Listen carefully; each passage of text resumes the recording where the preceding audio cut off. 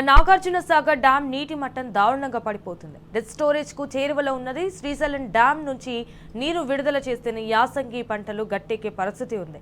అటు వేసవిలో తాగునీటికి సైతం ఇబ్బందులు తప్పవని అంటున్నారు ఇరిగేషన్ అధికారులు. దీంతో సాగర్ ఆయకట్టు రైతులు ఆందోళన వ్యక్తం చేస్తున్నారు.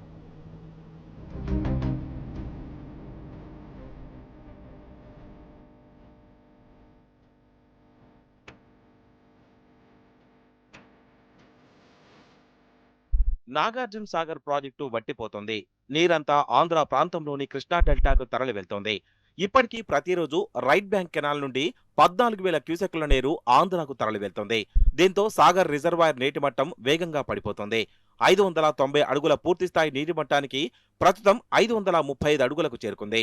312.045 టీఎంసీ నీటి నిల్వ సామర్థ్యానికి ప్రస్తుతం 178 టీఎంసీలు నీరు మాత్రమే నిల్వ ఉంది. రైట్ బ్యాంక్ కెనాల్ ద్వారా ఆంధ్ర ప్రాంతానికి రోజుకు 14,000 క్యూసెక్ల చొప్పున విడుదల చేస్తున్నారు అధికారులు. ఇక విద్యుత్ ఉత్పత్తి ద్వారా పోయే నీరు, సీపేస్ ద్వారా పోయే నీరు కూడా దిగువన ఉన్న ఆంధ్రకే తరలి వెళ్తోంది. నాగార్జున సాగర్ డ్యామ్ కింద రైతాంగాన్ని అరిగోసలు తప్పేటట్టు లేవు. ఇప్పటికే ఒక విధంగా ఊరియతోటి నానా ఇబ్బందులు పడి పంటలు కాపాడుకొని ఏదైతే పొట్ట దశలకు వచ్చినాయో లాస్ట్ దశల నీళ్ళెద్దడి తలిగేటట్టుంది. ఇప్పటి వరకు చూసుకుంటే 536 అడుగులే నీళ్లు సాగర్లో ఉండటం జరుగుతుంది. ఇప్పటి నుంచి ఇంకా మాకు 45 రోజులు, నెల 15 రోజులు నీటి అవసరం ఉంది. ఇక మరి రాబోయే రోజులలో తాగునీటి కూడా ఇబ్బంది అవుతుంది. ఇప్పటికే పల్లెలలో వాటర్ ట్యాంకర్ తోటి నీళ్లు తోలుకోవాల్సిన పరిస్థితి ఏర్పాటవుతుంది. తక్షణమే ప్రభుత్వ యంత్రాంగం మొత్తం కలిసి రివ్యూ మీటింగ్ పెట్టుకొని రైతాంగాన్ని ఆదుకోవాలని, రైతాంగాన్ని కాపాడాలని ఇప్పుడున్న ప్రభుత్వాన్ని, అధికారులను డిమాండ్ చేయడం జరుగుతుంది. సాగర్ లెఫ్ట్ కాలువ కింద ఉన్న రైతాంగానికి చాలా ఇబ్బందులు ఎదుర్కొంటున్నారు. ముందు చాలా రోజులు నీళ్ళు అవసరం ఉంటుంది. అట్లే తాగునీరు, సాగునీరు ఇప్పుడు పుట్ట దశలో ఉన్న నీళ్ళకి మేము పొలాలు ఎండుతాయా పారుతాయా అనే భయంతో ఉన్నాం. ఈ రకంగా రైతులను ఇబ్బంది పెట్టొద్దని డిమాండ్ చేస్తూ ప్రస్తుతం ఉమ్మడి నల్గొండ, ఖమ్మం జిల్లాలో సాగర్ ఆయకట్టు కింద 12 లక్షల ఎకరాల్లో యాసంగి పంటల్ని సాగు చేశారు రైతులు. పంటలన్నీ పొట్ట దశలో ఉన్నాయి. ఈ పంటలన్నీ గట్టెక్కాలంటే వచ్చే నెల ఏప్రిల్ చివరి వరకు సాగునీటిని విడుదల చేయాల్సి ఉంటుంది. కానీ డ్యాంలో మాత్రం సరిపడా నీళ్లు లేవు. తెలంగాణలోని ఆయకట్టుకు నీరందించే ఎడమ కాల్వకు రోజు 14,000 క్యూసెక్కుల చొప్పున మొత్తం 40 టీఎంసీల నీరు అవసరం ఉంటుంది.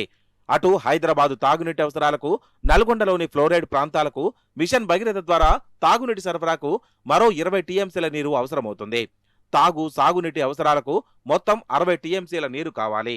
డ్యాంలో మాత్రం కేవలం 30 టీఎంసీలు నీరు మాత్రమే అందుబాటులో ఉంది.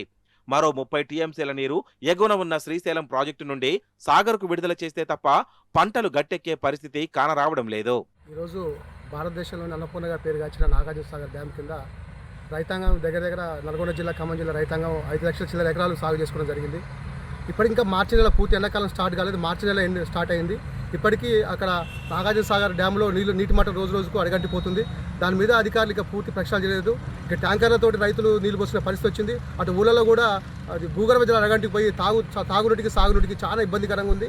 కానీ ఇంతవరకు అధికారులు కానీ, ఇక్కడ రాష్ట్ర జిల్లా మంత్రులు కానీ ఒక రివ్యూ మీటింగ్ లేదు. అంటే భవిష్యత్తులో ఉన్న నీటిని ఎట్లా వాడుకోవాలి, ఏ విధంగా వాడుకోవాలి ఒక ఆలోచన లేదు. ఏది లేకుండా నిమ్మకు నీరెత్తినట్టు వ్యవహరించడం వల్ల ఇటు ప్రజలకైతే, ఇటు రైతాంగానికైతే పూర్తి స్థాయి నష్టం జరిగే అవకాశం ఉంది. మరోవైపు తెలంగాణ ప్రభుత్వం దున్నపోతు నిద్రపోతోంది. ఎలాంటి పర్యవేక్షణ చేయడం లేదు. అసలు ప్రభుత్వానికి ఓ జల విధానం అంటూ లేదని నిపుణులు విమర్శిస్తున్నారు. ముందస్తు ప్రణాళిక, యాక్షన్ ప్లాన్ లేదని, సాగర్లో ఉన్న నీటిని పొదుపుగా వాడుకుందామన్న కనీస ధ్యాస తెలంగాణ ప్రభుత్వానికి లేదని మండిపడుతున్నారు. అప్పనంగా ఆంధ్రాకు నీటిని కట్టబెడుతున్నారన్న విమర్శలు వ్యక్తమవుతున్నాయి. ఇదిలా ఉండగా నీరంతా వృధాగా ఆంధ్ర కాలువల్లోకి పోతోంది.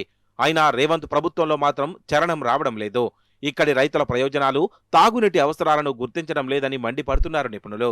ఈ రోజు మునుగోడు మండల కేంద్రంలో ఎంఆర్ఓ ఆఫీస్ ఎదురుగా రైతాంగ ధర్నా ఏర్పాటు చేయడం జరిగింది. దీని ప్రధాన ఉద్దేశం, ఈ ప్రాంతం కరువు కాటకాలతో అల్లాడిపోతుంది.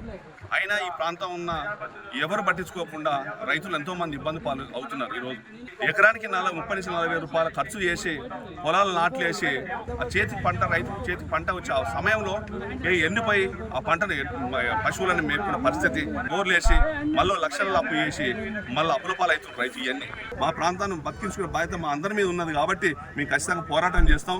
ఇది మాకు నీళ్లు అందే వరకు, నీళ్ళు ఇచ్చే వరకు ఖచ్చితంగా పోరాటం చేస్తాం అని తెలియజేస్తున్నాం.